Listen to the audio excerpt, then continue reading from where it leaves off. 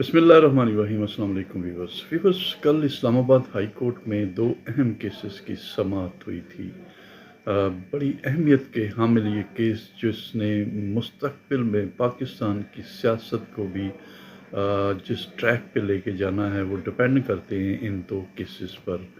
کل اسلام آباد high court میں نواز شریف کی اپیلیں سنی گئیں جو انہوں نے دائر کی ہوئی تھی اپنی سزاؤں کے خلاف۔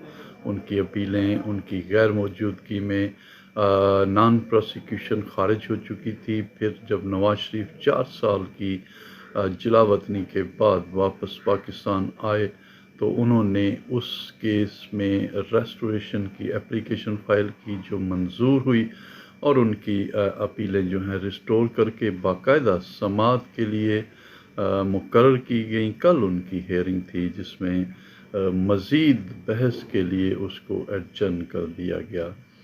آپ جانتے ہیں کہ نواز شریف صاحب کو ایون فیلڈ کیس میں 7 سال اور کیس میں 10 سال کی سزا ہوئی تھی، اور یہ بڑا اہم کیس اس لیے تھا کہ اس سے پہلے نواز شریف کو بینگ اے پرائم منسٹر نااہل کر دیا گیا تھا، اور نہ صرف نااہل کیا گیا بلکہ ایک JIT بنائی گئی جس نے تفتیش کی یا انویسٹیگیشن کی یا انکوائری کی کہ نواز شریف کے خلاف ثبوت ڈھونڈے۔ انہیں سپریم کورٹ آف پاکستان میں جمع کروایا گیا، اور سپریم کورٹ آف پاکستان کی ڈائریکشن پر نیب نے ان کے خلاف ریفرنس بھیج دیا، جس پر نیب کی عدالت میں جب جسٹس اعجاز الاحسن صاحب اس کے نگران بھی مقرر ہوئے تو انہیں سزا سنا دی۔ نیب کے پروسیکیوٹر نے پچھلی ڈیٹ پر یہ بھی کہا تھا کہ یہ نیب کا تیار کردہ ریفرنس نہیں بلکہ یہ سپریم کورٹ کی ہدایت پر ایک JIT بنی تھی، انہوں نے یہ کیس تیار کیا تھا، یعنی کہ انہوں نے ڈس اون کر دیا اس ریفرنس کو۔